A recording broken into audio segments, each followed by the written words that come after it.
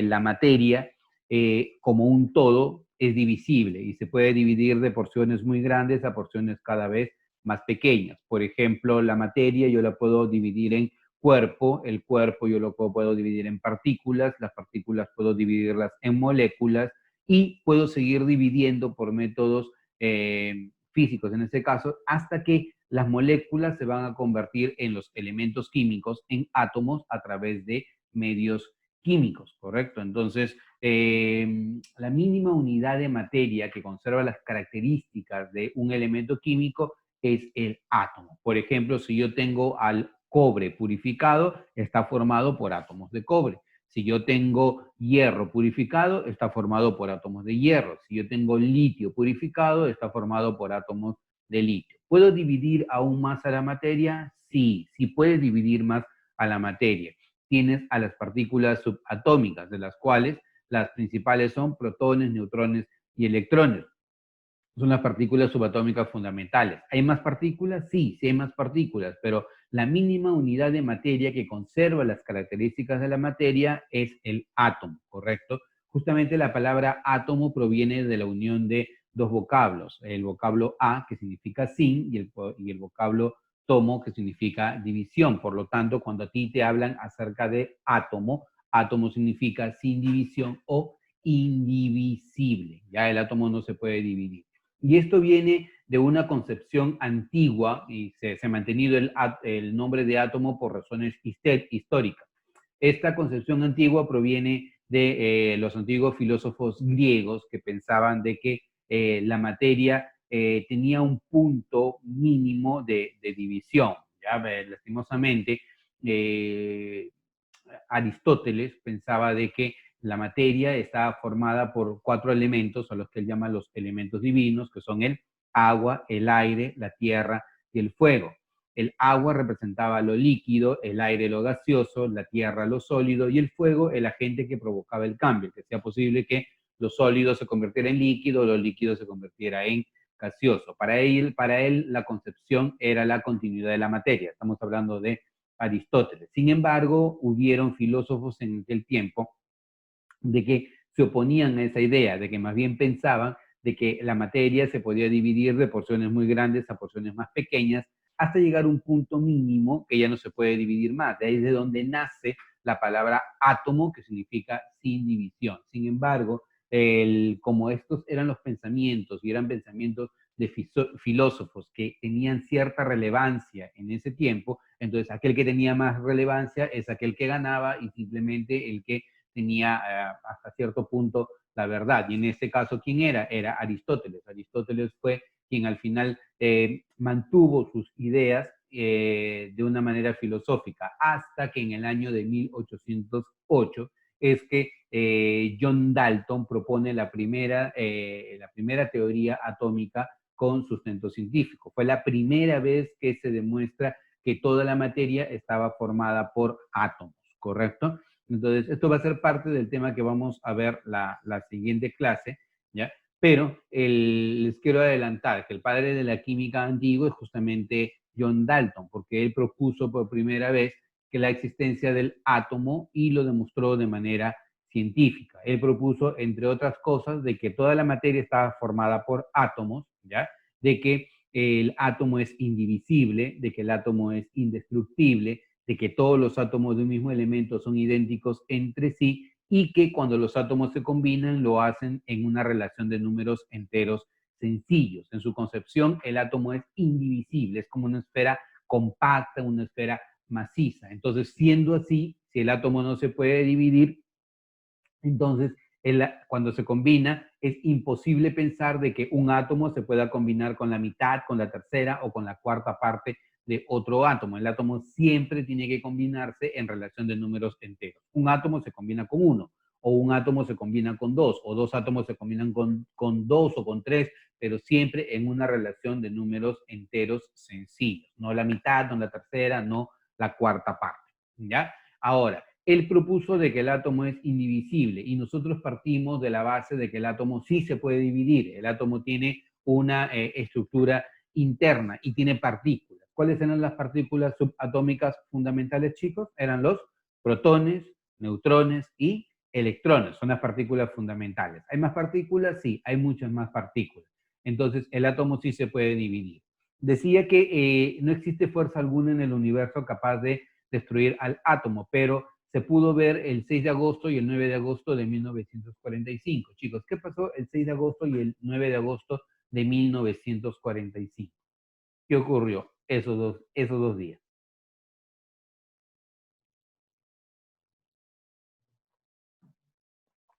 Por ahí.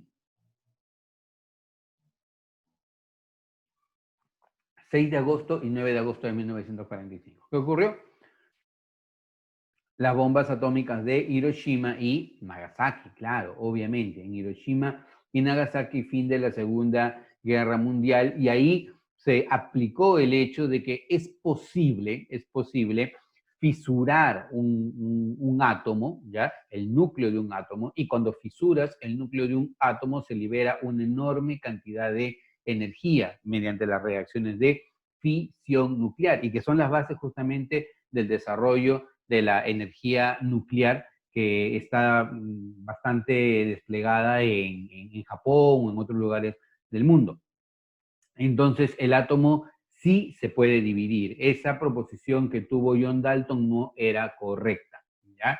Y lo siguiente que propuso es que todos los átomos de un mismo elemento son idénticos entre sí. Y vamos a ver justamente en el capítulo de hoy que eso no es así, de que pueden existir átomos del mismo elemento, pero que no necesariamente son idénticos entre sí. Anticípame, ¿ya? ¿Cuál es el nombre de aquellos átomos del mismo elemento, pero que no son idénticos entre sí, que por ejemplo varían en su número de masa? Excelente, Jefferson. Sí, ese es el nombre que reciben. Reciben el nombre de isótopos o hílidos, ¿ya? Entonces, te he dado el marco de lo que vamos a ver el día de hoy, ¿ya? El átomo es la mínima porción de materia, ¿ya? Que conserva las características de un elemento químico, ¿ya? Si esto para mí es el litio, ya como un elemento purificado, el litio va a estar formado por átomos de litio en toda su estructura, todos los tipos de átomos de litio, ¿ya? Los elementos químicos nosotros los vamos a encontrar distribuidos en la tabla periódica. Todos los elementos que nosotros veamos en la tabla periódica son los elementos existentes. No te rayes, por favor, ¿ya? No te rayes pensando, oye, ¿cuántos elementos químicos hay? Descubrieron uno más, descubrieron otro más, ¿cuándo fue? No, por favor, eso de ahí, nunca te va a venir una pregunta en examen de admisión que te diga cuántos elementos químicos tiene la tabla periódica. Eso de ahí es algo que va cambiando continuamente, así que tú preocúpate por lo menos conocer, ojo, preocúpate por lo menos conocer los elementos del periodo 1, 2, 3 y 4. Los elementos del periodo 1, 2, 3 y 4 deben ser para ti la regla general. Estos te los tienes que saber al revés y al derecho, ¿ya? Porque esos elementos son los elementos en donde gira todo el examen de admisión. Si puedes aprender más elementos químicos y por lo menos darle un vistazo a la tabla periódica, mejor, pero periodo 1, periodo 2, periodo 3 y periodo 4 te los tienes que saber al revés y al derecho, ¿ya? Entonces, los elementos químicos nosotros los vamos a encontrar distribuidos y lo vamos a encontrar ya sistemáticamente colocados en la tabla periódica, ¿ya? Por ejemplo, en la tabla periódica tienes al elemento litio, cuyo número atómico vale 3 y cuya masa o peso atómico es igual a 6.94, ¿ya? Un átomo está formado por dos zonas muy bien definidas. Una parte central que recibe el nombre de núcleo atómico y una zona externa que es la zona extranuclear, ¿correcto? En la zona extranuclear nosotros vamos a encontrar a los electrones, ¿ya? Que son las partículas más ligeras que tiene el átomo, ¿ya? Las partículas fundamentales más ligeras que tiene el átomo. Los electrones no se encuentran quietos, los electrones se encuentran en un movimiento muy desordenado. Nuestra concepción de repente en el colegio es de que los electrones giran alrededor del núcleo como los planetas alrededor del Sol. Nos imaginamos como un sistema planetario, pero eso no es del todo cierto. ¿Ya? Eso no, en realidad no es cierto. Un principio actual, que es el principio de incertidumbre de Heisenberg, nos dice que es imposible determinar simultáneamente la posición y el momento, la velocidad del electrón. Entonces, si no es posible determinar la posición y la velocidad del electrón al mismo tiempo, ¿qué es posible determinar? Es posible determinar una región del espacio donde existe la máxima probabilidad de hallar un electrón. ¿Y cómo se llama a esa región del espacio donde está la máxima probabilidad de hallar un electrón? Excelente, Jefferson. Recibe el nombre de REMPE. El REMPE u orbital atómico es la región del espacio en donde existe la máxima probabilidad de hallar el electrón, y todo REMPE o todo orbital atómico admite como máximo ¿cuántos electrones, chicos? ¿Cuántos electrones admite? Como máximo admite 2 electrones. Entonces, lo primero que debemos tener en cuenta es que la zona extranuclear es la zona más grande del átomo, contiene los electrones moviéndose de una manera desordenada alrededor del núcleo, ¿ya? No hay forma de definir al mismo tiempo la posición y la velocidad del electrón. Entonces, la región de máxima probabilidad donde puedo hallar yo al electrón se llama orbital atómico o REM, ¿ya? El núcleo atómico es la parte central del átomo, ¿ya? Esta parte central del átomo contiene a dos partículas fundamentales, ¿ya? Las dos partículas fundamentales son los protones y los neutrones. Los protones tienen carga positiva, los neutrones no tienen carga, ¿ya? Estas partículas se encuentran dentro del núcleo atómico. ¿Hay más partículas dentro del núcleo atómico? Sí, hay más partículas dentro del núcleo atómico. Posiblemente hay más de 200 partículas dentro del núcleo atómico, pero cada una de esas partículas es más inestable que la otra. Las que definen las características del átomo y su estabilidad son justamente los protones y neutrones. Por esa razón, a estas partículas se le considera como las partículas fundamentales. Toda partícula que esté dentro del núcleo atómico recibe el nombre de nucleón, ¿ya? Pero el protón y el neutrón, como son los fundamentales, van a ser nucleones fundamentales. O sea, en otras palabras, cuando a ti te pregunten qué son nucleones fundamentales, están hablando de los protones y los neutrones. Y si te mencionan así nada más en general, nucleón, se están llamando a cualquier partícula que esté dentro del núcleo atómico. ¿De acuerdo? Ahora, esto es dentro del núcleo atómico. El núcleo atómico es la zona más pesada del átomo, también es la zona más pequeña del átomo. El núcleo atómico tiene un tamaño muy pequeño comparado con el tamaño del átomo, ¿ya? El núcleo atómico guarda una relación de diámetros de 1 a 10.000 aproximadamente. Eso quiere decir que si el diámetro del núcleo vale 1, ¿ya? El diámetro del átomo es aproximadamente 10.000, ¿ya? Esta es la relación entre uno y otro. Ahora, en el caso del núcleo atómico, ¿ya? Hay ciertas fuerzas, ¿ya? Que se llaman la fuerza nuclear fuerte. La fuerza nuclear fuerte es la que permite, hasta cierto modo, justificar a la unión que existen entre estas partículas y permite también justificar la estabilidad que tiene el átomo. Si quieres conocer más acerca de las partículas que vas a encontrar dentro del átomo, la recomendación es que vayas a un libro de física, ¿ya? Y en ese libro de física puedas encontrar a las partículas. No que veas la parte matemática, no que estudies las ecuaciones, sino que le des una mirada a las partículas que podrías encontrar dentro del núcleo atómico, ¿ya? Como para que no disperses tu atención en algo que no va a ser parte del examen de admisión, ¿ya? Entonces, el átomo tiene dos zonas muy bien definidas, la parte central que se llama núcleo atómico y la zona externa que es la zona extranuclear, donde vamos a encontrar a los electrones moviéndose en regiones de máxima probabilidad llamados orbitales atómicos, ¿ya? Ahora, en la nube electrónica están los electrones y en el núcleo atómico vamos a encontrar a los protones y a los neutrones, ¿ya? Los protones y los neutrones reciben el nombre de nucleones fundamentales. Recuerda que toda partícula que está dentro del núcleo son los nucleones fundamentales, ¿ya? Pero los protones, neutrones y electrones son las partículas subatómicas fundamentales, ¿ya? Desde el punto de vista eléctrico, todo átomo es neutro. ¿Y cuándo se va a dar esta condición de que el átomo es neutro? Cuando la cantidad de protones y la cantidad de neutrones sea exactamente la misma. Si la cantidad de protones y la cantidad de electrones es la misma, entonces el átomo es eléctricamente neutro. Esto se va a cumplir, ¿ya? Adicionalmente, como te había mencionado, El núcleo es la zona más pequeña del átomo. El diámetro del núcleo es el diámetro del átomo como 1 a 10.000. Lo analizaremos cuando trabajemos el modelo atómico de Rutherford y su experiencia, pero por ahora tener en cuenta que el núcleo es la zona más pequeña del átomo, la zona más pesada del átomo, y ahí encontramos a las partículas más pesadas. En este caso son los protones y los neutrones, ¿de acuerdo? Ahora, haciendo un recuento, ¿ya? Dentro del átomo nosotros encontramos a dos zonas, el núcleo atómico y la nube electrónica, ¿ya? En el núcleo atómico encontramos a los protones, encontramos a los neutrones y encontramos a muchos otros nucleones, pero ellos son los principales. ¿Qué nombre reciben estos señores, los protones y los neutrones, chicos? ¿Qué nombre reciben ellos? ¿Cómo se llamaban, protones y neutrones? Nucleones fundamentales. Excelente, Jefferson. Ese es el nombre que van a recibir. Pero cualquier partícula que esté dentro del núcleo atómico va a recibir el nombre de núcleo, ¿ya?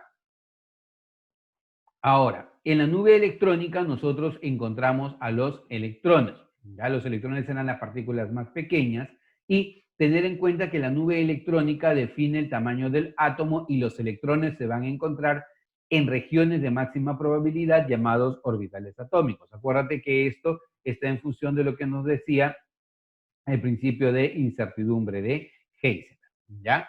Ahora, en el núcleo atómico, los nucleones se encuentran unidos por la fuerza nuclear fuerte. ¿Ya? El núcleo atómico concentra casi toda la masa del átomo y es la zona más pequeña que va a tener el átomo. ¿Ya? En la nube electrónica podemos afirmar que está relacionado el orbital atómico con el principio de incertidumbre de Heisenberg y que todo orbital atómico admite un máximo de 2 electrones. Punto importante, chicos, que necesitan ustedes manejar, ¿ya? De las tres partículas fundamentales, que a veces puede ser parte de los detalles del examen de admisión, ¿ya?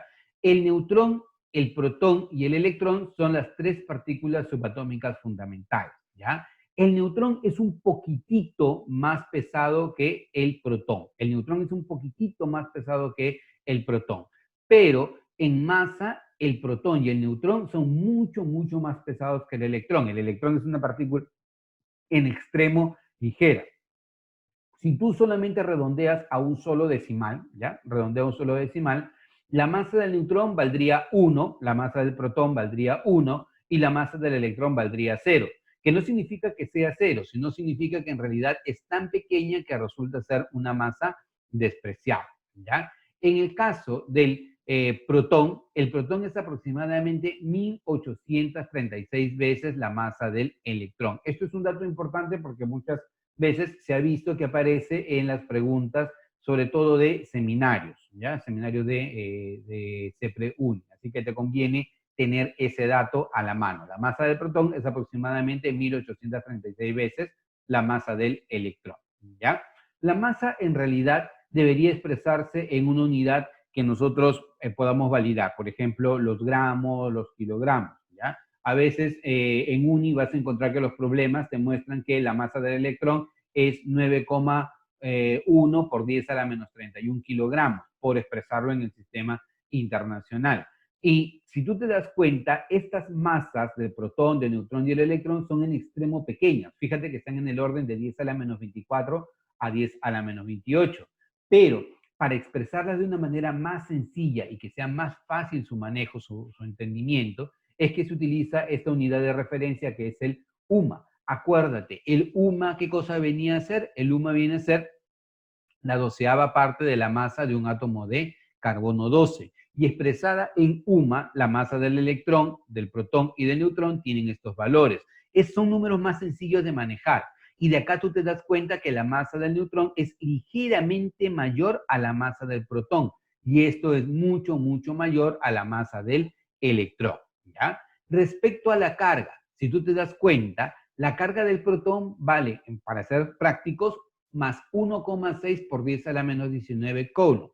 La carga del electrón es menos 1,6 por 10 a la menos 19 coulomb. O sea, dicho de otro modo, la carga del protón y la carga del electrón numéricamente, ¿cómo son? Iguales. La diferencia es que uno es positivo y el otro es negativo. Entonces, para no estar hablando siempre de estas cargas en Coulomb, lo que se utiliza es la carga relativa. La carga relativa del protón vale +1 y la del electrón es -1 porque son exactamente iguales pero de signos opuestos. Y el neutrón no tiene carga, ¿ya? ¿Quién se considera como el descubridor del electrón? John Joseph Thomson, ¿correcto? En el caso del protón, Rutherford. En el caso del neutrón, James Shallow, ¿ya? Es el que se considera como el descubridor del neutrón, ¿ya? Entonces, hasta aquí, preguntas, consultas, comentarios. No, ya. Bueno, veamos, nos dicen, indique verdadero o falso a las siguientes proposiciones. Primero, el núcleo atómico tiene elevada densidad. ¿Qué tú dices? ¿Sí o no? ¿Verdadero o falso? El núcleo atómico tiene elevada densidad. ¿Verdadero o falso? Chicos, ¿están por ahí? ¿Núcleo atómico tiene elevada densidad? Sí. ¿Por qué? Porque concentra una gran cantidad de masa, ¿ya? En un pequeño espacio, ¿ya? Es por esa razón que tiene una elevada densidad. Luego te dicen, los protones y electrones están ubicados en el núcleo atómico, ya te lo puse por aquí, eso es falso, ¿correcto? Los protones están en el núcleo atómico, pero los electrones no. Para un mismo elemento, la masa del anión es mayor que la masa del catión. Bueno, el anión es una especie que ha ganado electrones y el catión es una especie que ha perdido electrones. Si una especie gana partículas, se hace más pesada. Si una especie pierde partículas, se hace más ligera. Y si estamos hablando del mismo elemento, entonces esto sería verdadero, ¿ya?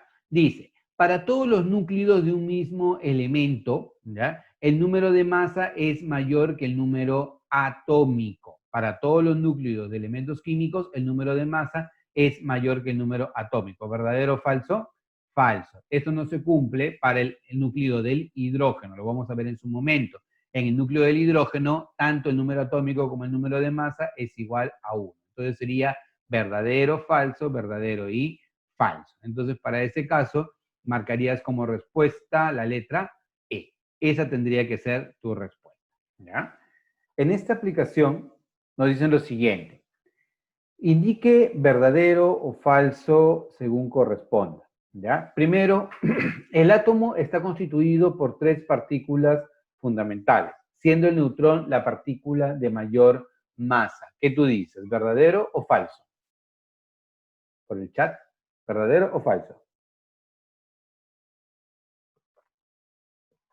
El átomo está constituido por 3 partículas fundamentales, siendo el neutrón la de mayor masa. ¿Qué sería esto de acá? Esto sería verdadero. Las 3 partículas fundamentales, recuerda que son protones, neutrones y electrones, y la que tiene mayor masa entre las 3 es el neutrón, ¿ya? Dice, el neutrón es la partícula de mayor masa y no posee carga. ¿Verdadero o falso? Te lo acabo de decir. ¿Qué marcas? ¿Verdadero o falso en este caso? Marcas verdadero. Excelente. Dice, el protón y el neutrón son denominados nucleones. ¿Qué tú dices? ¿Verdadero o falso? Protón y neutrón son denominados nucleones.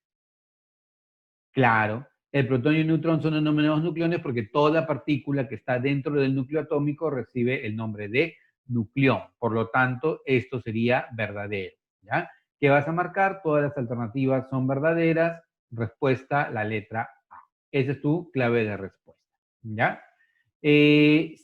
Vayamos con el siguiente concepto, ¿ya? ¿Cómo diferenciamos a los átomos neutros de los iones?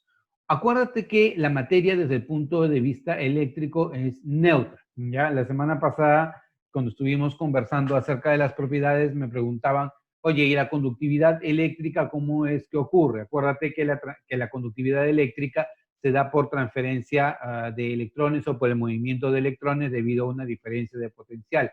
Entonces, no es que los electrones se van de un lado hacia otro y la materia pierde electrones, no, sino que el espacio vacío dejado por los electrones inmediatamente es ocupado por otro que llega y el proceso se da de una manera continua. Y es por esa razón que se da la conductividad eléctrica, pero no es que la materia deje de ser neutra. La materia desde todo el punto de vista es eléctrico. Ya si es que hay algo que en un momento es positivo, es porque hay algo que del otro momento ha ganado electrones. O sea, si hay alguien que ha perdido electrones es porque necesariamente hay alguien que ha ganado electrones para mantener la neutralidad eléctrica. Entonces, el átomo es neutro, ¿ya?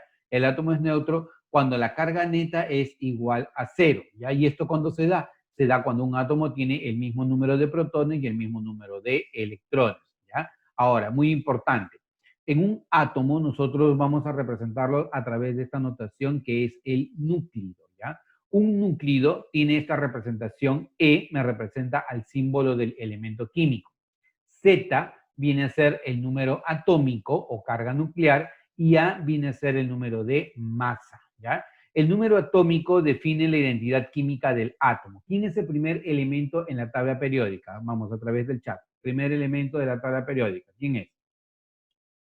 El hidrógeno. El segundo elemento en la tabla periódica, ¿quién es? El helio, ¿correcto? El primer elemento de la tabla periódica, el hidrógeno tiene número atómico 1, el helio tiene número atómico 2, el litio tiene número atómico 3. El número atómico define la identidad química del elemento y permite ubicarlo en la tabla periódica. Así como para ti tu identidad la defines con el DNI, ¿ya? Para el caso de un átomo se define con el número atómico. El número atómico también se conoce con el nombre de carga nuclear relativa y está expresado por el número de protones que tiene el átomo, ¿ya? Ahora, el número de masa va en la parte de arriba y muy importante, chicos, me interesa que eso lo tengan claro. Una cosa es número de masa y otra cosa es masa atómica. No es lo mismo, ¿ya? No es lo mismo. El número de masa siempre va a ser un número entero, ¿ya? Que define la cantidad de protones y la cantidad de neutrones. O sea, en otras palabras, el número de masa te habla del número de nucleones fundamentales que tiene un átomo, ¿ya? El número de masa siempre va a ser un número entero. Pero la masa atómica, ¿ya? La masa atómica viene a ser un número que viene a ser la relación entre la masa de un isótopo particular respecto a un patrón de referencia. ¿Y cuál es el patrón de referencia? La 12ª parte de la masa de un átomo de carbono 12. Y esto se expresa en UMA. La masa atómica se expresa en UMA. Vamos a llegar a un momento en poder visualizar cuál es la diferencia entre el número de masa y la masa atómica. No es lo mismo. Número de masa, un número entero que define protones y neutrones, y la masa atómica es el promedio ponderado de toda la masa de los isótopos que tiene un átomo y se expresa casi siempre en UMA, en unidad de masa atómica, ¿ya? Entonces, el núclido viene a ser la representación de un átomo en particular de un elemento químico. Esto es el símbolo del elemento. El símbolo del fósforo, ¿cuál es, chicos? Símbolo del fósforo. Símbolo del fósforo. La P. La del potasio. Una K, perfecto, K mayúscula. Muy bien. La del hierro. Excelente. La del sodio. Muy bien. La del molibdeno, te creo. MB. ¿Quién da más? MB. La del molibdeno es MB. Oye, ¿qué te pasa? La del molibdeno es MO. Molibdeno. MO. Molibdeno. ¿Ya? A ver, otra más. El símbolo del wolframio. Eso está fácil. Del wolframio o tungsteno. Ya. El símbolo es W. ¿Ya? Ahora, lo que hice al inicio es mencionarte, y justamente esa es la razón, ¿ya? Al inicio te mencioné los átomos que son comunes.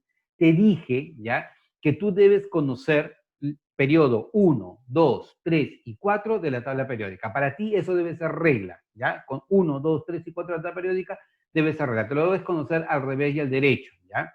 Periodo 5, 6, 7, preferible por lo menos conoce que el elemento existe, ¿ya? Y date una idea de cuál es el símbolo químico. No es necesario conocerlo al 100%, sus propiedades y todo, porque esos elementos son menos empleados. No es que no sean comunes, son menos empleados para efectos de examen de admisión. Pero periodo 1, 2, 3 y 4 te lo tienes que saber al revés y al derecho. Y es obvio, el molibdeno, el wolframio, de repente el einstenio, el americio, el francio, o sea, son elementos que normalmente no los utilizamos en los exámenes de admisión o en las preguntas de exámenes de admisión. ¿Por qué? Porque lo más común es el periodo 1, periodo 2, periodo 3 y periodo 4. Esos símbolos trata de familiarizarte un poco, al menos para que juegues con la memoria, ¿ya? Ahora, si una especie gana o pierde electrones, se convierte en un ion, ¿ya? Si una especie ha perdido electrones, se convierte en un catión. Si una especie ha ganado electrones, se convierte en un anión. Muy importante, ¿ya? Es muy importante la forma en cómo tú lo expresas en química, porque en química los términos cuentan mucho, ¿ya? Si nosotros hablamos de un catión, ¿ya? Un catión es un ion positivo que ha perdido electrones, ¿ya? A veces cuando yo le pregunto al alumno, ¿qué cosa es un catión? Es una especie que pierde electrones. No, no es una especie que pierde electrones, es una especie que ya ha perdido electrones. Si yo te pregunto qué es un anión, el alumno responde muchas veces, es una especie que gana electrones. No, no es una especie que gana electrones, es una especie que ha ganado electrones. Un catión es una especie que ya está formada, que está cargada positivamente porque ha perdido electrones. Y un anión es una especie que también ya está formada, que está cargada negativamente porque ha ganado electrones. El proceso de pérdida de electrones a nivel de química se conoce con el nombre de oxidación. ¿Ya? La pérdida de electrones en química es oxidación. Y la ganancia de electrones en química es la reducción. Y lo recuerdas por el proceso redox, ¿ya? Reducción, oxidación. Una sustancia que se oxida es una sustancia que ha perdido electrones. Una sustancia que se reduce es una sustancia que ha ganado electrones. Y si una especie pierde electrones, se carga positivamente. Si gana electrones, se carga negativamente. Acuérdate que la referencia siempre es que en un átomo la cantidad de protones y electrones es la misma. Entonces, si yo, por ejemplo, digo, este sodio tiene 11 protones, también debería tener 11 electrones. Pero ¿qué me dice esta carga más 1? Que ha perdido un electrón y por lo tanto el número de electrones es igual a 10. Regla práctica, cuando sea positivo vas a restar, ¿ya? En este caso, este azufre debería tener 16 protones y 16 electrones, pero esta carga menos 2 me dice que la especie ha ganado electrones. Como ha ganado 2 electrones, entonces la cantidad de electrones es igual a 18. Nuevamente, regla práctica. Si la especie tiene carga positiva, restas para calcular el número de electrones. Y si la especie tiene carga negativa, sumas para calcular el número de electrones. Si este catión tiene carga más 1, es un catión divalente. Si tuviera carga más 2, sería divalente, trivalente y así sucesivamente. Este anión, como tiene carga menos 2, es divalente. Si hubiese tenido carga menos 1, sería monovalente. Y si hubiera sido carga menos 3, sería trivalente. Un átomo neutro es una especie que no tiene carga eléctrica neta porque el número de protones es igual al número de electrones. Un catión es una especie cargada positivamente porque ha perdido electrones. Y un anión es una especie cargada negativamente porque ha ganado electrones. ¿De acuerdo? Esto viene a ser con respecto a los átomos neutros y a los iones. Dice, el tamaño del átomo se debe a los electrones y a los protones existentes, ambos cargados eléctricamente y que se mueven alrededor de los neutrones. ¿Qué tú dices? ¿Verdadero o falso? Falsísimo, ¿correcto? El tamaño de los electrones se debe a la nube electrónica, ¿cierto? Y en la nube electrónica yo voy a encontrar a los electrones, ¿no? Y estos electrones se mueven en regiones de máxima probabilidad que se llaman orbitales atómicos o REMPE, ¿ya? Y es todo esto alrededor del núcleo atómico. No tiene nada que ver, no tiene ni pies ni cabeza esta proposición. Por lo tanto, dislike, esa alternativa es falsa, ¿ya? Dice, el átomo es eléctricamente neutro y cuando esto no ocurre se trata de un ión. ¿Qué tú dices, verdadero o falso? Obvio, desde el punto de vista eléctrico, el átomo es neutro, cuando la cantidad de protones es igual a la cantidad de electrones. Si esto no pasa, entonces deja de ser un átomo neutro y puede ser un ión. Un catión si es positivo, un anión si es negativo. Por lo tanto, like. Entonces, esto debería ser like. Siguiente. En el núcleo atómico existen los nucleones positivos o protones y nucleones neutros o neutrones. ¿Verdadero o falso? ¿Qué tú dices? Verdadero, true, ¿no? Entonces, esto de acá sería falso, verdadero, verdadero, alternativa de respuesta. Entonces, esa es tu respuesta. Dice, respecto al catión del cromo, se puede afirmar lo siguiente, ¿ya? Respecto al catión del cromo, se puede afirmar lo siguiente. A ver, Te dice, tiene 24 partículas con carga positiva, en el núcleo se hallan 31 partículas neutras y el número de nucleones es 52, ¿ya? Primero, a ver, veamos. Tenemos al cromo con carga 24, número atómico 24 y número de masa 55 y carga más 3. Número de protones, 24, chévere, ¿ya? Neutrones, ¿cómo hay los neutrones? 55 menos 24 me va a dar 31. Número de neutrones es 31, ¿ya? Y número de electrones, cuando era positivo, vas a restar. Número de electrones es igual a 21. Por lo tanto, el número de partículas subatómicas fundamentales, que son protones, neutrones y electrones. Esto grábate porque esto siempre viene en preguntas de este tipo. Número de partículas subatómicas fundamentales. Protones, neutrones y electrones, ¿ya?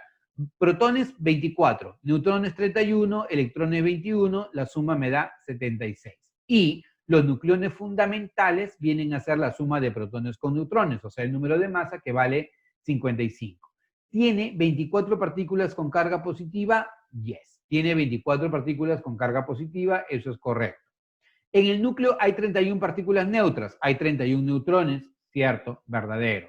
¿El número de nucleones es 52? No. El número de nucleones vale 55. Esa alternativa es falsa. Entonces, verdadero, verdadero, falso. Alternativa debe ser la letra C. Esa es tu respuesta. ¿Ya? Bueno, ahora, vayamos al siguiente criterios. Hasta acá, ¿alguna pregunta, alguna consulta, algún comentario? Si tienen algo, lo ponen a través del chat, por favor, para poder irlo analizando, ¿ya? El tipo de núcleos, ¿ya? ¿Qué tipo de núcleo nosotros vamos a encontrar? Vamos a encontrar 3 grupos de núcleos, ¿ya? Acuérdate que el núcleo es la representación de un átomo en particular, de un elemento químico. Por ejemplo, esto son núcleos. ¿Por qué? Porque son representaciones de un isótopo en particular, de un elemento químico. Esto también es un núcleo, esto también es un núcleo porque es la representación de un isótopo en particular, de un elemento químico, ¿ya? Hay 3 tipos de núcleos principales, los isótopos o híbridos. ¿Qué son isótopos o híbridos? Son átomos del mismo elemento, ¿ya? Con diferente cantidad de neutrones. Y como tienen diferente cantidad de neutrones, también tienen diferente número de masa. Por ejemplo, ¿cuántos neutrones tiene el tritio? 2. ¿Cuántos neutrones tiene el deuterio? 1. ¿Cuántos neutrones tiene el protio? 0. El protio no tiene neutrones. El protio es la única especie que en su núcleo no tiene neutrones, solamente tiene un protón en su núcleo atómico. Pero no es que sea una especie muy particular, no. El hidrógeno posiblemente es el elemento más abundante en el universo, así que no es cualquier elemento. El protio, el deuterio y el tritio son isótopos del hidrógeno. Son átomos del mismo elemento químico, pero tienen diferente número de masa y también van a tener diferentes propiedades físicas.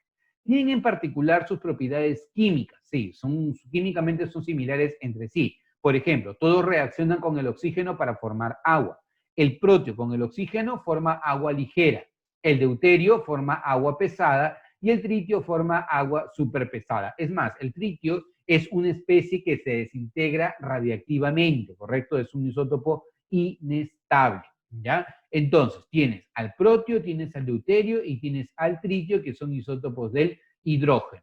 Átomos del mismo elemento con diferente número de masa, propiedades químicas similares, propiedades físicas diferentes, ¿ya?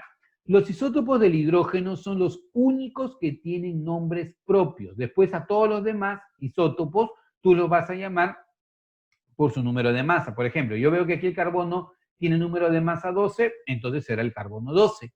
Yo veo que aquí el carbono tiene número de masa 14, entonces se va a llamar carbono 14. Si yo veo, por ejemplo, al fósforo con número de masa 31, va a ser el fósforo 31. El carbono 12 y el carbono 14 son los dos isótopos más comunes que va a tener el carbono. ¿Has escuchado acerca del carbono 14, cierto? ¿Para qué sirve el carbono 14?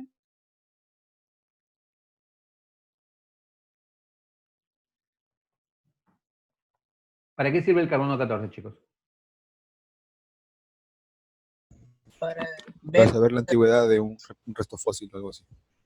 Claro, muy bien, para ver la antigüedad, para medir el tiempo de la antigüedad, para descubrir la antigüedad de algunos restos, para uso forense, para paleontología, excelente, ¿sí? Muy, muy buenas respuestas. Claro, para poder determinar la antigüedad de materiales, sobre todo que son materiales orgánicos, ¿cierto?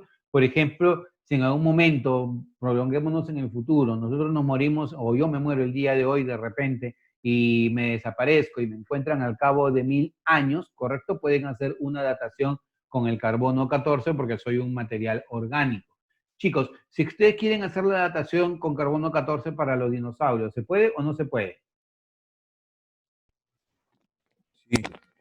¿Ah? Un dinosaurio, ¿sí o no? ¿Qué tú dices? Excelente, no se puede. ¿Por qué no se puede? No se puede porque los dinosaurios tienen una antigüedad superior a los 50.000 años, millones de años, y el carbono 14 es un isótopo que sirve para poder hacer la datación siempre y cuando la antigüedad del resto fósil del material orgánico no supere los 50.000 años. Si supera los 50.000 años, entonces ya no puede hacerse. Lo puedes hacer de repente para los incas, para los pre-incas, lo puedes hacer de repente para el sudario de Turín, para la momia juanita, o de repente cualquier otro tipo de material orgánico, pero que no supere los 50.000 años.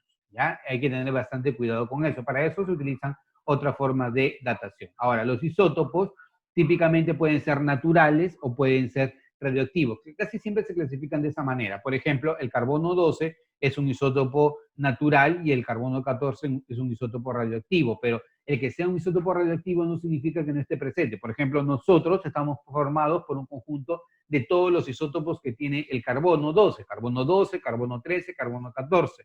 Profesor, ¿eso quiere decir que yo soy radioactivo? Sí, tiene cierto grado de radioactividad y es justamente gracias a eso, ya a la radioactividad que tiene, es que se puede hacer la datación con el carbono 14 en algún momento, sobre todo para cuando no superen los 50.000 años, ¿ya? Entonces, esto es con respecto a los isótopos oílidos, átomos del mismo elemento químico con diferente número de masa.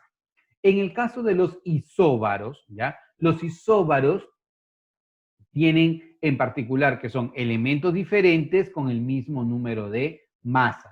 Mientras que los isótonos, ¿ya? Los isótonos son átomos también diferentes, pero con la misma cantidad de neutrones. Conviene saber el término para que no se te olvide, ¿ya? En el caso de los isótopos te va a ayudar la letra P de protones, la misma cantidad de protones. En el caso de los isóbaros te va a ayudar la letra A, número de masa, el mismo.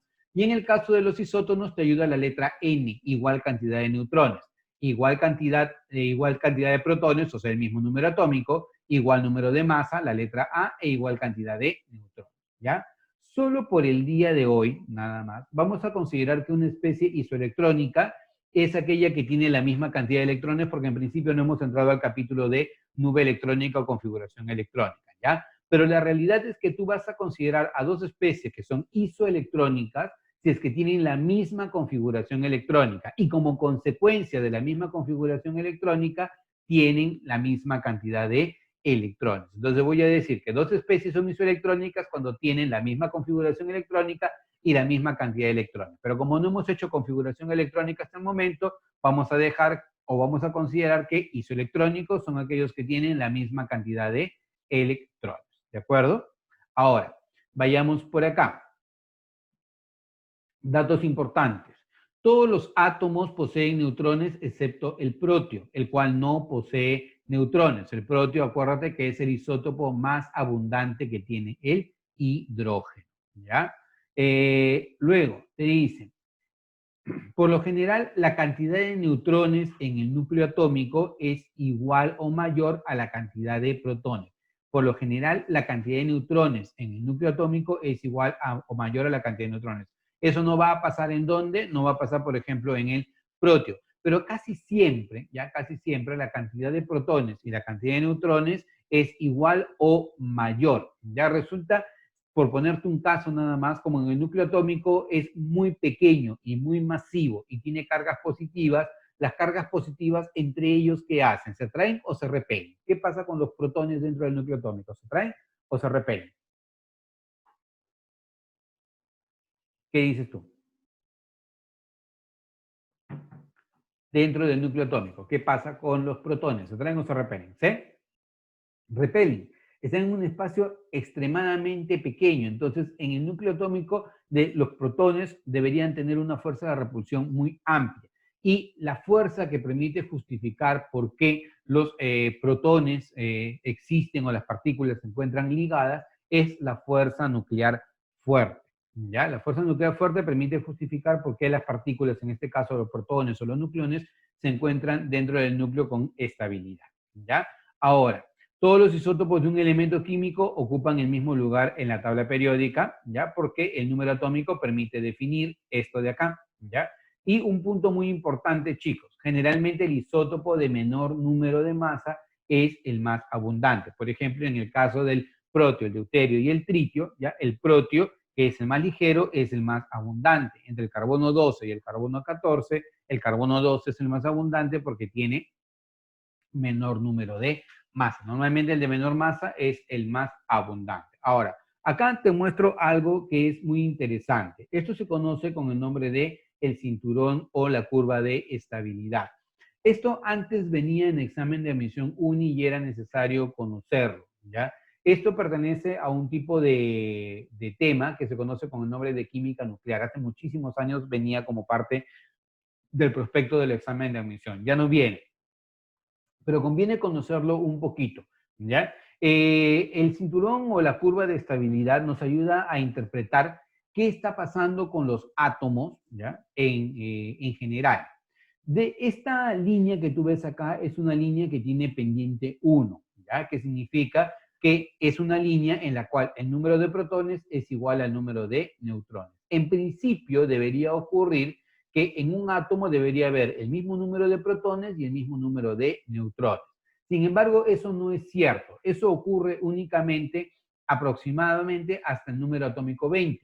Hasta el número atómico 20, la cantidad de protones y la cantidad de neutrones es la misma. Si tú te das cuenta, la mayor cantidad de isótopos está cumpliendo con esa relación. ¿Ves esta zona de color amarillo? ¿Ya? En esta zona de color amarillo es donde se está cumpliendo eso. La cantidad de protones es igual a la cantidad de neutrones. Pero ¿qué ocurre? Ocurre que conforme yo voy aumentando la cantidad de protones, ¿ya? La cantidad de neutrones se hace mayor. Eso quiere decir que si yo, por ejemplo, tengo 40 protones, ya no necesariamente necesitaré 40 neutrones, sino necesitaré más de 40 neutrones. Entonces, a medida que vas agregando tus neutrones en el núcleo atómico obviamente se hace más pesado. Y si se hace más pesado, ¿cómo esperas que sea ese núcleo atómico? ¿Más estable o más inestable? ¿Cómo esperas que sea? ¿Estable o inestable? Esperas que se vuelva inestable. Claro, se va a volver inestable. Y conforme se va volviendo inestable, ¿qué va a ocurrir? Va a ocurrir que, obviamente, el átomo va a buscar estabilidad. ¿Y cómo busca estabilidad? Busca estabilidad emitiendo las partículas que tiene en exceso. Y es ahí donde nace el fenómeno de la radiactividad.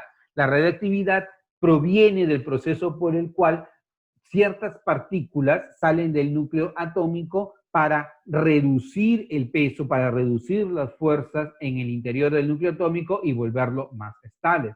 De ahí es donde aparece la emisión alfa, la emisión beta o cualquier otro tipo de emisión, como por ejemplo la emisión de positrones, ¿sí? Y todo esto son procesos que ocurren normalmente para átomos que tienen pesos atómicos bastante elevados. Por ejemplo, a partir del uranio en adelante, los elementos transuránicos, todos los elementos son radiactivos. Todos emiten radiaciones, ya sea tipo alfa, ya sean tipo beta, y al decaimiento se le llama decaimiento radioactivo hasta alcanzar un isótopo estable que ya no tenga esa radiactividad. Es un fenómeno muy interesante y era un tema que venía antes en examen de admisión, pero ya no viene. Ahora, ¿por qué te lo comento? Porque a veces vas a encontrar preguntas, ¿ya?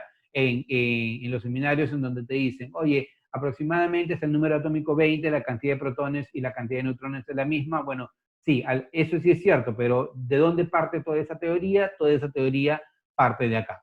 Si quieres leer un poco más o quieres informarte un poco más, te recomiendo revisa el capítulo de química nuclear de los libros que tengas como referencia. Química nuclear, y posiblemente vas a encontrar esto de acá que viene a ser el cinturón o la banda de estabilidad.